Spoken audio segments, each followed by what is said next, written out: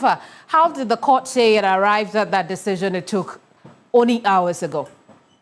Yeah, so Kemini, like I was saying, this case was filed on the 30th of January this year, and it has traveled till today. Now, in the opinion of the court, the petitioner was challenging the results for some 41 out of 152 polling stations over some electoral irregularities. But in the process of the proceedings before, the lawyer for the petitioner had indicated that the 41 are not the only polling stations that these irregularities took place, but these were the ones that the irregularities were massive, and so he was praying the court to, as it were, ensure that there was a rerun as stated by the petitioner. So today, in giving judgment, the court indicated that all the 152 polling stations should be rerun, and so in effect, what the court said was that there should be a rerun of the parliamentary elections in the Kpandai constituency. And Kemini, I must say that it was joy for the NDC in court today, but for the NPP, even though they have since filed an appeal challenging the outcome of the earlier decision of the High Court, they are saying that they respect the judgment, but that does not mean that whatever that has been said, they have taken it in good faith. And so they are going to the appeals court to appeal the judgment. So that is exactly what they have done. The lawyer has since filed the motion, and they are hoping that the court will take it up for proceedings to begin. In fact, the lawyers for the petitioner have since been served with the motion, but according to the lawyers of the first respondent, that is Matthew Nyindam, the lawyers for the petitioner threw the court summons away, also in effect indicates that he has been served. Well, I mean, essentially, it won't change anything once the service has been done, right? But I do want to find out from you, post the court ruling, obviously, I expect that the NDC side will be happy about the outcome. What did they tell you? In fact, Kemini, I must say they were not only happy, but they were overjoyed over the ruling of the court, because for them, the court has maintained their position that the 2024 parliamentary election in the Kpandai constituency was born out of some irregularities and inconsistencies. And so they are happy, and cheerfully they left the court premises. But for the NPP, they are saying that, in fact, even before coming to court, they knew that the ruling would not go their favor because of some social media posts that they saw the NDC in the Kpandai constituency post on social media. So they believed that they were not going to win the case today. In fact, let me be emphatic on what the lawyer for the first respondent, Sylvester Isan, said, that he had already prepared his appeal motion before even coming to court, because he foresaw this coming. And so once the judgment did not go their way, he immediately went to file the motion. That was why the filing of the motion was very quick for him. And so for the NPP, they believe that they call this judgment a reset judgment, because they believe that the court did not speak in their favor, and so the court did not do the right thing. But it is what it is. The court has spoken.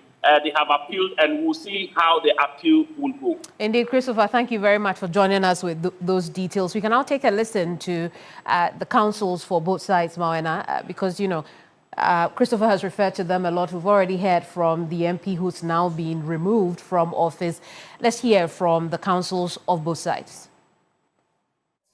Every district election collation center, there are certain rights that are preserved for the candidates. Now, when the polling station closes, you move to the district collation center, and that's the parliamentary collation center, and certain things can be done there, including asking for a recount of even the polling station.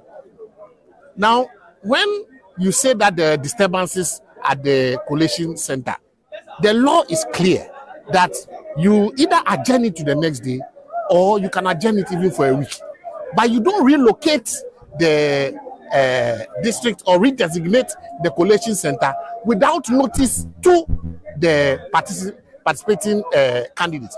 And then you, when you were brought to court, decide that you are going to support one side against the other, making allegations that the petitioner was involved in busing hooligans to the place to come and destroy property, and also to engage in acts which were inconsistent with the election laws. When the district election officer was put in the box, he could not even point even his own videos, to show that indeed the petitioner had done any of those things. So clearly, our point was very simple.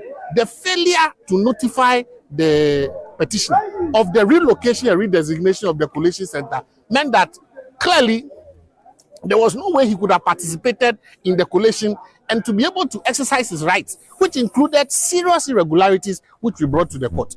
So in the fairness of the entire thing, including the ample evidence that there was complete destruction of the biometric verification system and all that, the only alternative would be to rerun the election. And so we are very happy that the court has ordered that within 30 days, the election should be rerun. The power and the sovereignty lies with the people. It is for them to decide who their MP is. And you cannot be a beneficiary of such an incident and call yourself an MP. That is out of the question. So the alleged MP, who has now been clearly exposed as not being the MP elect, was a beneficiary of a rigged system by the district election officer. And I will appeal to the petitioner and the NDC election committee to ensure that that district election officer does not return back to that position, because he can cause mayhem in this country if he's allowed to do so. We believe that the petition was frivolous, but the court has decided otherwise. So we respect the decision of the court, but we strongly disagree with the judgment, and we have already shown our agreement by filing a competent notice of appeal, and we've added a motion for stay of execution. As a lawyer, if you have picked certain information that judgment will be compromised, you prepare. So you come for the judgment with a notice of appeal in your packet. Well, we've just heard from lawyers of both the petitioner and the respondent, and you could tell what we just saw is, Mawena, is the lawyer for Nyindam. You could see that he was, left and right, we could see members of the NPP around him, and there was Haruna Mohammed as well, the Deputy General Secretary for the NPP. We saw same with the Nikpako Samoa as well, when we see him flanked by regional executives of the NDC. Now, there's more to this story. Absolutely, because we heard from Christopher that the lawyers of Mr. Nyindam have already filed processes seeking to appeal these results. Let's take all of that to the Deputy Director of Elections of the NDC, who was present at the courts today, Rashid Tanko Computer. Alhaj, thank you very much for joining us this afternoon. Sweet victory, you would say, to start off the preparations for the Christmas festivities for the NDC.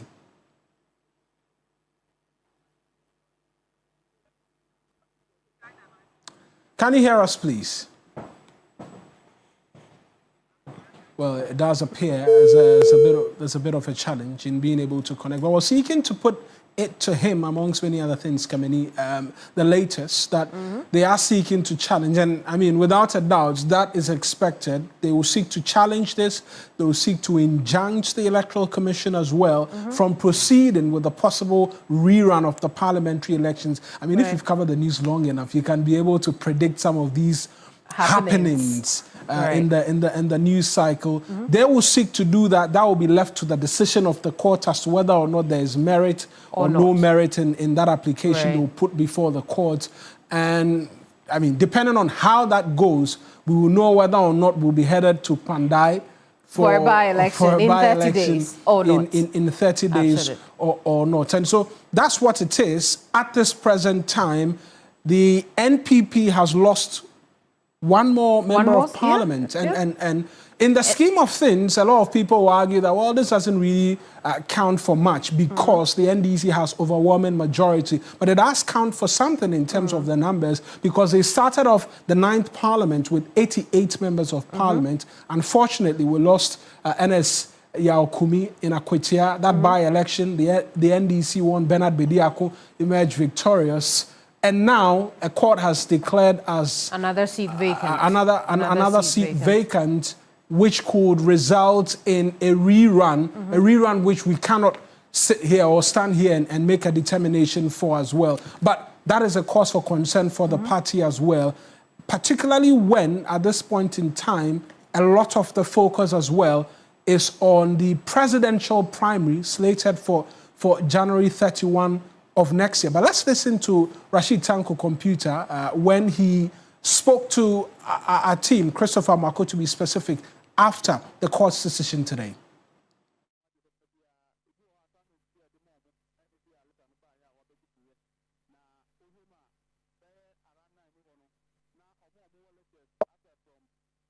All along, the NDC has been saying that there are several crooked electoral officers who are bent on stealing people's mandate. And one of it is what has been exposed today. We said it time and again that the seat of kpandai was the seat for the NDC.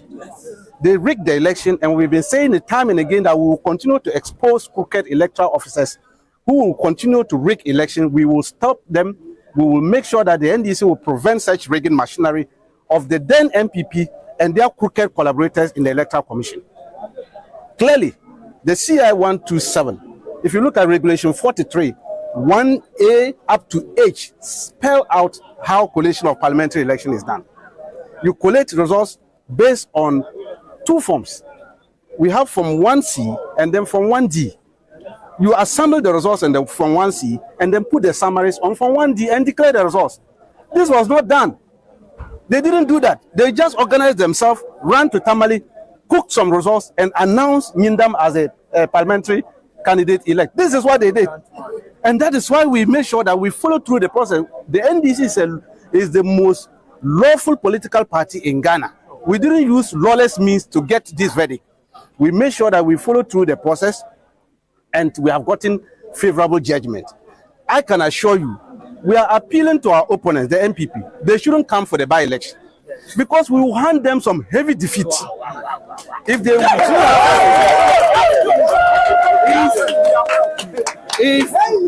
they still want to have some kind of respect to the good people of Ghana, they should chicken out how they chicken out in Tamale Central. Otherwise, our election machinery, you can see my regional minister is here, my presidential staffer, my candidate is here. We are going home. I'm sending the verdict back to National Secretariat. We are going to prepare. They've given us 30 days. We are ready. Even tomorrow, we are ready for it. We are going to make sure that the seat will return to NDC within 30 days. We are happy. We are grateful to kpandai people for their patience. We assure them that His Excellency John Dramani Mahama will continue to do the goodies for them. We'll continue to do whatever we are doing and to make sure that proper representation of NDC is done in the kpandai constituency. We are grateful. That's Rashid Tanko Computer. We'll get a lot from him subsequently. But